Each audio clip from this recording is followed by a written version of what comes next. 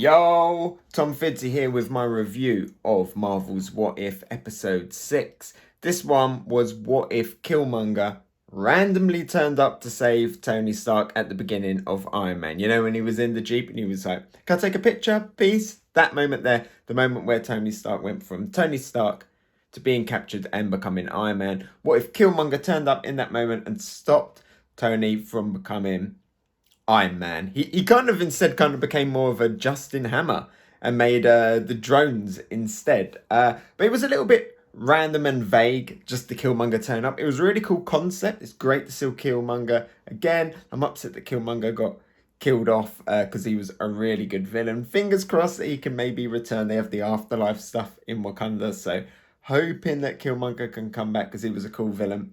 And it was cool here again, seeing him succeed once again, taking a different approach to getting into Wakanda and getting the throne. It was, like I said, vague as to what the what if moment was, like how he got there, why he was there, why he didn't turn up in the main MCU timeline. I'm guessing the what if was he didn't get that intel about Tony Stark and the 10 rings. Maybe it was vague, but maybe in the MCU timeline he was on his way there and he got delayed. He just didn't make it in time. He turned up and it had already all happened. It was too late. Maybe this time he made it just in time. He got his scheduling correct, and that was the what if. But regardless, we got to see a cool war between drones and Wakanda. Got to see Dora Milaje again, which is always a great thing. Got to see the Queen fighting as well, showing how powerful and stuff she was, how everyone in Wakanda is a warrior. Got to see Claw again. It's great seeing him, another person that I wish didn't get killed off. Is it comic books? Maybe, fingers crossed, he can come back as well, because I really liked him. He was a good character that could have stuck around for a long time, I think, as like this kind of underworld guy that you just go to deal with, and they killed him off. He got killed off again in this, which is sad. It seems inevitable that that would happen.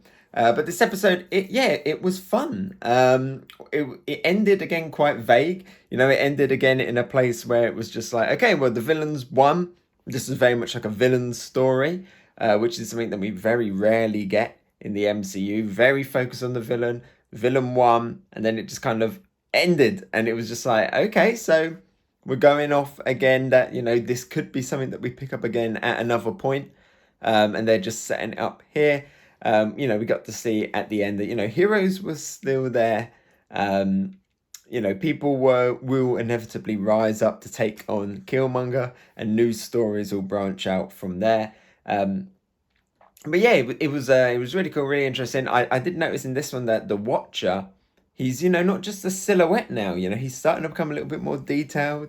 We're starting to see him kind of in the full in this. Last time he was like pretty absent. This time he was still kind of watching, but he showed up a few times. But I have noticed that he is more clear. He doesn't look as like kind of non-corporeal. He's taking on form now, which is cool. So getting closer. Is the Killmonger that we see at the end of this, King Killmonger, going to be the one that comes back? Maybe he eventually will have a change of heart at some point. Like I say, this is a story that can very much be continued, which is, I guess, what is really good with these what if ones. Of course, you've got multiple playgrounds that you can play around with, but it sets up different branch timelines, without the TVA, without Mobius to come along pruning everything.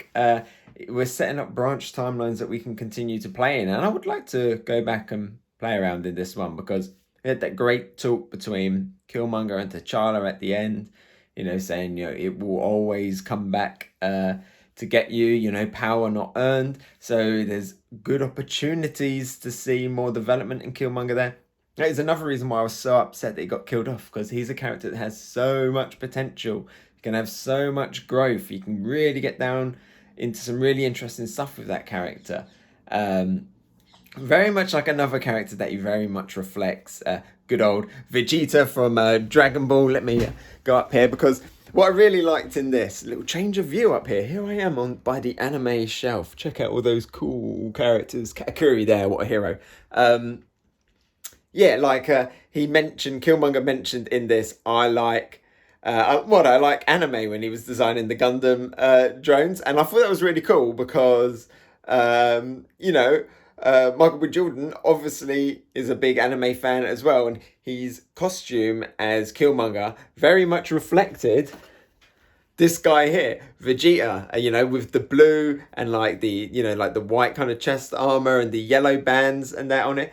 If you look at the two side by side, you can really see it. And there's like a lot of parallels between the two characters. Both like heirs to the throne, both villains that have that could come around to being like good characters villains that you can sympathize with. And I could have imagined if Killmonger stuck around in the MCU and didn't die like he has in this timeline, he could very much draw more parallels from Vegeta and become like a villain that turns more into a good guy or something. There were talk about maybe Killmonger, if he does come back in the main MCU and takes on the Black Panther mantle, which I don't think is actually going to happen, but if he did, then we could see him kind of, redeem himself. He becomes the Black Panther in this, although only briefly at the end. So maybe if we do revisit, we will see that. And I hope we do. I really hope we do. Because like so many villains in the MCU, they get killed off and wasted. But the What If series is a great way to explore them again. Shame we didn't really get to explore much with the Red Skull. Another villain that was kind of wasted, but maybe one day in the What If series we will get to see that. Maybe what if the Red Skull didn't become a ghost on Vormir and instead went and became like a tourist traveling around the galaxy or something? That'd be really cool. Overall this episode was a lot of fun. Good to see how it tied together the events of Iron Man and Black Panther. And all the different characters in that showed up in this. I do feel like, Killmonger's plan may be a little bit too convenient. It does make me now question, was he planning this originally in the MCU? And it just didn't work out the way that obviously it didn't work out, but, or was the What If him coming up with this alternative plan? It doesn't matter, I guess. But, good stuff. Very much, in these What If, we're setting up one character. We could end up seeing, maybe, this Killmonger, King Killmonger, meeting up with Guardians of the Galaxy, Black Panther. That would be really cool. Not Black Panther, Guardians of the Galaxy, Star-Lord, T'Challa. So, how will them two talk when they interact as well? With Thanos there, a redeemed villain in that little mini arc. Didn't get any Schumer Gruff stuff in this, which would have been out of place. But so I'm guessing these two cameos were just the two cameos. I thought maybe he might appear in a few more, but he didn't. And is there anything else that really to talk about in this one? I don't think so. I liked Tony Stark in this. Like I say, he kind of became like a little bit of a Justin Hammer. He didn't get that moment where he got to see how he got his kind of, in Iron Man, his villain redemption arc, and it never happened, and he just instead kind of became a villain. He not necessarily a villain, but he became all about like, I'm just going to focus on weapons, and he let Killmonger in, he let his guard down. And I thought Pepper was really cool in this as well. And a nice little moment from Happy as well at the beginning. But then he kind of phased away. We didn't see much more of him, which was a shame. But oh well, maybe he can still turn up in another What If. What if Happy became head of Stark Industries and Tony was his chauffeur? Well, let's see that What If. Anyway, this was fun because if we get a season 2, I want to go back to this Wakanda. All right, let me know what you think down in the comments below. Is the watcher going to start watching a little bit more closely? Next time, are we going to see like the even more detail? See the spots on his face? All right, okay, all right, bye. Kakaroto!